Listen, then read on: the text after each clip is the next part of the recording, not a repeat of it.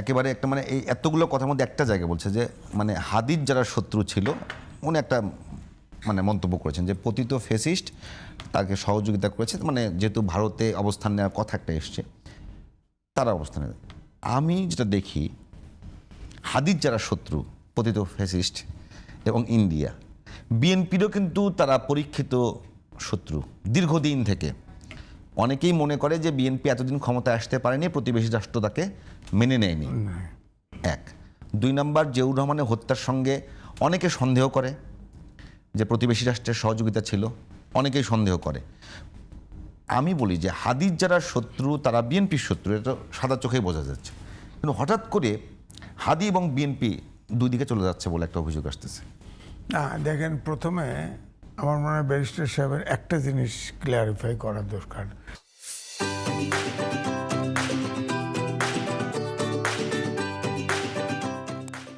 Daily star এবং প্রথম আলোর পলিসি আইডেন্টিক্যাল, মালিক এক, কিন্তু এই প্রথম আলো এবং daily star fascist Sheikh Hasina কখনো সহ্য করতে পারে নাই। তিল থেকে তাল খসলেই এই প্রথম আলো এবং ডেইলি স্টারের পত্রিকা সংসদ ভবনে, গণভবনে যেত না, সব বিজ্ঞাপন আটকাই দিয়েছিল। তারপরে যেহেতু বড় পত্রিকা, তারা প্রাইভেট বিজ্ঞাপন নিয়ে চলেছে পুরা শেখ হাসিনার আমলে। সুতরাং এটা ফ্যাসিস্টের দোসর টাইপের ছিল, এটা ঠিক না। মানে আমি বলবো যে শেখ হাসিনার রীতিমতোভাবে আপনার একদম রোশানলে ছিল প্রথম আলো ডেইলি স্টার, এতে কোনো পলিসিটা ভিন্ন। পলিসি ভিন্ন হচ্ছে যে তারা ওই বাম ঘরানার টাইপের ওই পলিসি পার্সু করতে গিয়ে অনেকে আগে প্রাপ্ত হয়েছে। পত্রিকার তো পলিসি থাকতে পারে, কিন্তু আমার বক্তব্যটা ভিন্ন জায়গায়। আমি কথা হলো আমার পত্রিকাটা হলো দেশ এবং জনগণের জন্য, তাদের স্বার্থে কাজ করবে, দেশের স্বাধীনতা সার্বভৌমত্বের পক্ষে কাজ করবে। এখানে 1/11 সময়ের ভূমিকা, এই সরকারের প্রথম দিকের ভূমিকা, কিন্তু এই নিয়ে কিন্তু প্রথম আলো ডেইলি স্টার সমালোচনা আছে। কিন্তু যেহেতু আক্রান্ত অনেকে বলে না, আমি বললাম, কিন্তু তারা কিন্তু ফ্যাসিস্টের দোষর থাকতে পারে না, তাদের বিজ্ঞাপন আটকায় দিছে, এটাও ঠিক। এবং তাদের আপনি দেখেন প্রথম আলোর সম্পাদক, ডেইলি স্টারের সম্পাদক মাহফুজ জামানের বিরুদ্ধে অনেক মামলা ছিল, অনেক মামলা শেখ হাসিনার সময়। মাহফুজ জামান তো সারা দেশে মামলা হাজিরা দিতে দিতে জীবন গেছে তার, এটা দেখতে হবে তো। সুতরাং এটা ঢালোভাবে বলেন যে তার পলিসির সাথে আমার আপত্তি আছে, দ্বিমত আছে, থাকবেই তো। যার যার পত্রিকার এখন সংগ্রামের একটা পলিসি আছে, নয়াদিগন্তের পলিসি আইডেন্টিক্যাল, সংগ্রামের পলিসির সাথে তো অন্যরা দ্বিমত করতেই পারে। হ্যাঁ, তবে যেটা বলা হচ্ছে যে এই প্রথম আলো এবং ডেইলি স্টারে প্রথম আগুন লেগেছে, এই ঘটনা সত্য নয়। হয়তো ভয়াবহতার পরিমাণটা বেশি, কিন্তু নয়াদিগন্তে, সংগ্রামে, আমার দেশে এগুলো তো ঘটছে। এবং আমার দেশের সম্পাদককে তো ইয়ার অফিসের ভিতরে ঢুকে যে হেনস্থা করছে, কোর্টে হাজিরা দিতে গেছে, তাকে রক্তাক্ত করে ফেলছে, এটা তো করেছে, এটা সত্য। কিন্তু আমার কথা হলো সব মানুষ, সব পত্রিকা সম্পাদক এক না। আমাদের যেটা হচ্ছে, আমি বাই চয়েস এই প্রফেশনে আসছি, আমি এসে এখন যে জায়গায় পৌঁছেছি, এই গণমাধ্যম আমি চাইনি, পরিষ্কার। এখন মালিক আছে, মালিক সম্পাদক আছে, সম্পাদক আছে, সাংবাদিকদের কাছে প্রত্যাশা করে, সাংবাদিকের কিছুই করার নাই। সাংবাদিকের প্রমোশন, ডিমোশন সব কিছু এই তিনজনের কাছে নির্ভর করে। যেখানে সম্পাদক অল ইন অল, সেখানে সম্পাদক সব কিছু দেখে। যেখানে মালিক দেখে অনেক জায়গায়, মালিক সম্পাদক আছে, এটা দেখে। সুতরাং সাংবাদিকদের কাছে যে প্রত্যাশা, এই গ্লানিট কাটটা গণমাধ্যম যে ভূমিকা রাখতে পারছে না এই দেশের ক্রাইসিসে, যে ভূমিকা রাখা উচিত সেটা পারছে না দুটো কারণে। একটা, আমাদের ইউনিয়ন বিভক্ত। দুই হচ্ছে মালিক এবং মালিক সম্পাদক এবং তাদের ভূমিকা। আচ্ছা, সেটি হাদি যে একটা কালচারাল যুদ্ধের কথা বলছিলেন, এর পুরোটা সবটাই বিএনপির সঙ্গে মিলে যায়, কিন্তু একটা জায়গায় দেখা হচ্ছে যে বিএনপির সঙ্গে হাদিকে ডিটাচ করানোর একটা প্রচেষ্টা আছে, নাকি বাস্তবতাই যে বিএনপি চাচ্ছে না ওখানে যাইতে? না, বিএনপি চাচ্ছে না, বিএনপি একটা মধ্যপন্থা দল, মনে রাখতে হবে। এবং হাদি ছিল সব ইস্যুতে একদম সত্য কথা বলতো, এবং এক্সট্রিমে বিএনপি নাই, এক্সট্রিমে মধ্যপন্থা দল। আপনি দেখবেন এই যে হাদি বক্তব্যে খুব বেশি, আমি আবার বলছি না, বক্তব্যের spirit ঠিক আছে। বক্তব্যে করা হলে কি এক্সট্রিম হয়ে যায়? না না না, বক্তব্য যেগুলো দিছে, এটা আমার কথা হচ্ছে আমাদের দেশে আছে না ফরেন পলিসি, সবার সাথে মিত্রতা, কারোর সাথে শত্রুতা নেই। এই যুগে এটা চলে না, কেউ তো হাত দেয় না।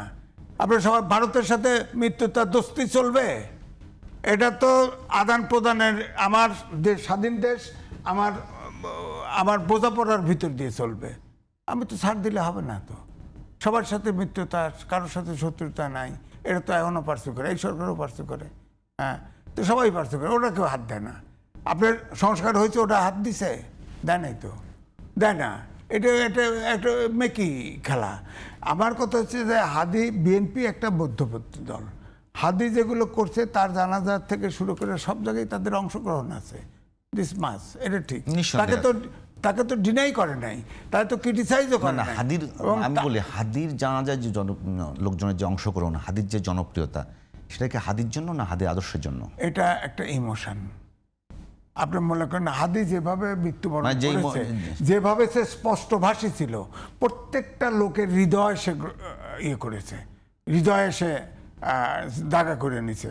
এই জন্য মানে সে যে কথাগুলো বলতো সেগুলো বাংলাদেশের মানুষ কথাগুলো পছন্দ হতো, সত্য কথা বলতো, ভাষা তার যাই হোক না কেন, সে সত্য কথা বলতো। পৃথিবীর যত বাংলাদেশের শত্রু আছে সবার বিরুদ্ধে সে কথা বলতো, সবার বিরুদ্ধে, কোনো হিসেব নিকাশ নেই। সে সত্য কথা অবিরাম বলে যেত, এবং সে তো বলতো আমি মৃত্যুর ভয় করি না। সে মারা গেছে, জীবন দিছে। হ্যাঁ, আপনি সেখান থেকে শিক্ষা নিতে পারেন, শিক্ষা নিতে। হাদি যা করছে এটা শিক্ষা। ধরেন রাজনীতিতে সে ভিন্ন একটা ক্যারেক্টার দাঁড়ায় গেছিল, সে পায়ে হাঁটে, সে রিক্সায় চড়ে, দেখেন না কিভাবে করলো। উত্তরটা মানে পাচ্ছি না, অনেকক্ষণ ধরে কথা বলতেছি। হাদির যে আইডিওলজি, সে আইডিওলজি সব বিএনপি মধ্যপন্থী দল। বিএনপির হাদির যারা শত্রু, বিএনপির তারা শত্রু কিনা? না, হাদির ফেসিস্ট এবং মানে আমরা প্রতিবেশী রাষ্ট্র না। আপনি যদি মনে করে থাকেন যে ফেসিস্ট মারাইছে, তাহলে তো সেখানে না, অনেকে বলছে, আমি সেটা বলছি, আলোচনা আছে যে হাদির শত্রু ফ্যাসিস্ট এবং প্রতিবেশী রাষ্ট্র, তারা মিলাচ্ছে ভাবে যে যেহেতু সরাসরি গুলি করেছে ইন্ডিয়াতে। দুর্ভাগ্য এটাই, কোন সরকার বলা হচ্ছে শেখ মুজিব, জিয়াউর রহমান সব হত্যাকাণ্ডের সাথে ভারত জড়িত আছে। আজকে বলে দিলাম, হয়তো আমাকে হত্যা করতে পারে না, এই বয়সে আপনাকে হত্যা করলে আপনাকে করতে পারে যে কোনো মুহূর্তে, একদিনের জন্য বন্ধ করলে তো বন্ধ হলো।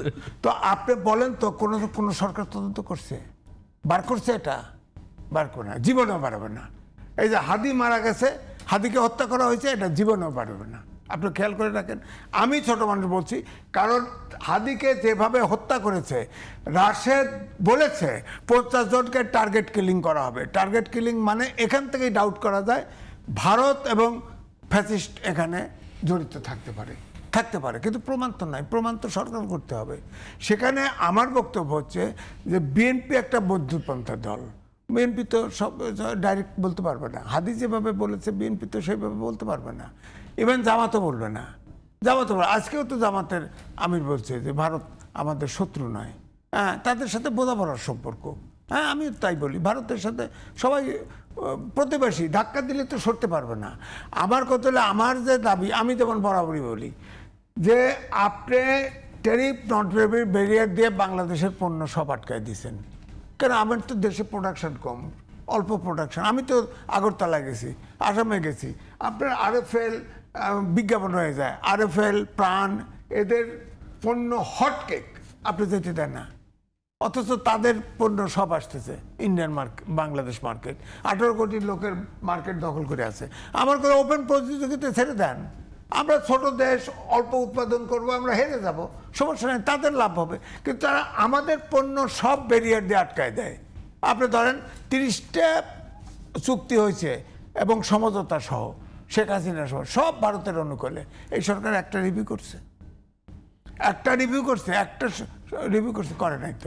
ফার্স্ট করে মাছ করে খায়। 7 সিস্টার দেখবো কেন? কুরকুরানি কেন? 7 সিস্টার তুমি দেখতে পারবা? এই যে জায়গায় দুর্বল জায়গায় আঘাত করার কি দরকার? তুমি বলো যে আমার এই স্বাধীন দেশে এটা পড়ো, এইটা ব্যাপারে শোষণ করো। আমি তো ছাত্রবেলায় স্লোগান দিয়েছি, ছাত্র জীবনে ভারতীয় সম্প্রসারণ বা ধ্বংস হোক নিপাত যাক, বলছি তো, স্লোগান দিয়েছি তো ছাত্র জীবনে। আমি ব্যক্তিগতভাবে ভারত ছাত্র জীবনেও ভারতকে মনে করি আমাদের দেশের জন্য। সে আপনি দেখেন দক্ষিণ এশিয়ার একটা দেশ সাথে আছে সুসম্পর্ক নাই, সুসম্পর্ক নাই। মালদ্বীপ একটা ছোট্ট দেশ, তার সাথেও সম্পর্ক নেই, সেখান থেকে হাত গুটায়। আমি এক কথায় শেষ করি, বিশ্বায়নের যুগে কোনো ছোট দেশ বড় দেশ কেউ এতিম না, কেউ ছোট না।